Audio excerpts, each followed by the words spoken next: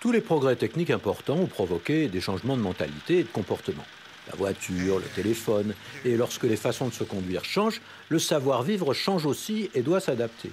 Une nouvelle politesse fait face à de nouvelles grossièretés, avec de nouveaux mots pour critiquer, pour se moquer de ses attitudes.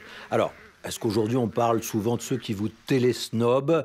Pas vraiment, parce que le mot en est encore à ses tout débuts. Mais son sens est clair, hein. Si quelqu'un vous télésnobe, c'est qu'en face de vous, au lieu de vous faire la conversation, d'écouter ce que vous dites, de faire un sourire, il garde les yeux rivés à l'écran de son téléphone, en échangeant avec ses amis, en guettant les dernières nouvelles des réseaux sociaux ou en envoyant des photos narcissiques assez semblables.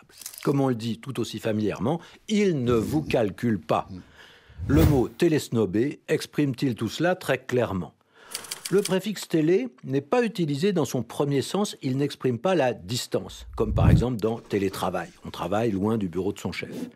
Mais attention, il n'abrège pas non plus le mot télévision, comme dans téléfilm, téléachat. Télé représente simplement le téléphone, même si cet appareil, surtout si on le qualifie d'intelligent, sert maintenant à bien d'autres choses qu'à parler à des correspondants lointains. Donc, il s'agit de snober votre interlocuteur en lui montrant que vous vous intéressez davantage à d'autres qu'à lui. On l'ignore, on le dédaigne. Et depuis les années 20, c'est bien le sens de ce verbe snober qui est apparu bien après l'adjectif snob.